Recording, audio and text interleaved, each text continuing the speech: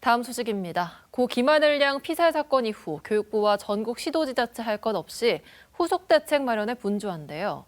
이 같은 대책들이 미봉책에 그치지 않고 실효성을 갖기 위해서는 현재 시스템을 정확하게 진단하고 충분한 의견 수렴을 거쳐야 한다는 지적이 나옵니다. 엄지원 기자의 보도입니다. 대전의 한 초등학교 돌봄 교실을 혼자 나서다 교내에서 정신질환을 앓던 교사에게 참변을 당한 고 김하늘 양 사건 이후 학교 안전에 대한 불안과 불신은 지역에서도 커지고 있습니다. 당장 새학기 아이를 돌봄 교실에 보내야 하는 워킹맘의 심경은 암담합니다. 학교에서 일어난 문제이기도 하고 그 전문 교육을 받았던 선생님이 그렇게 했다는 거에서 정말 너무 좀 아이를 학교에 또 믿고 맡길 수도 있을까? 지난주 경상북도와 경북교육청도 앞다퉈 안전관리 대책을 내놓고 있습니다. 늘봄 학교 안전대책과 학생 기각길 지원이 핵심입니다.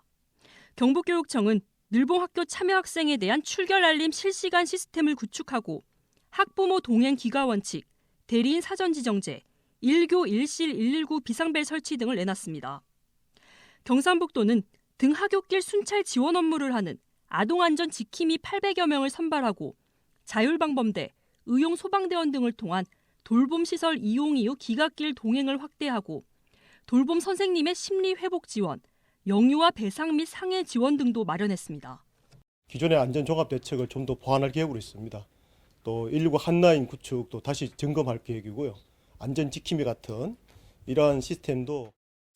경상북도와 도교육청은 대책 마련 이후 학부모 어린이집 학계 등 교육 당사자들의 의견을 듣는 시간을 처음으로 가졌습니다.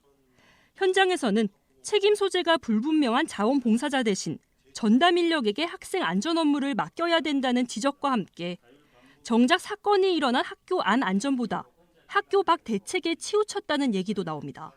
센터 안에서 돌봐줄 때, 학교 안에서 돌봐줄 때 그때 안전이 저는 중요하다고 생각되는데 신뢰의 대상이던 교사가 가해자였던 만큼 학생들의 안전교육에 대한 방향을 근본적으로 다시 들여다볼 필요가 있다는 주장도 나왔습니다. 맛있는 거 준대도 따라가지 마라. 이렇게 막 교육을 하고 영유아부터 이루어지는데 근데 교내에서 알고 있는 선생님이 이루어졌어요. 근데 이거를 이제 아이들한테 어떻게 설명할 것인지, 어떻게 교육을 할 것인지. 다만 교사들의 정신건강 관리 체계 도입은 신중해야 하고 학교와 교사, 학부모 등 각 돌봄 주체별 역할 분담과 신뢰 구축에 대한 진지한 고민이 필요하다는 의견도 나왔습니다. 기관에서 보내기도 부담스럽고요.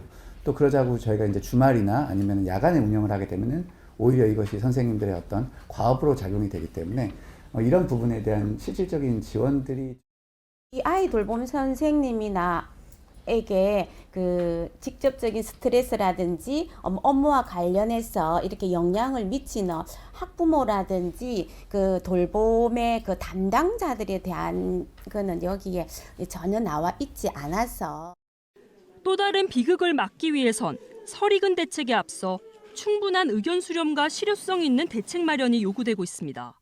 MBC 뉴스 엄지연입니다.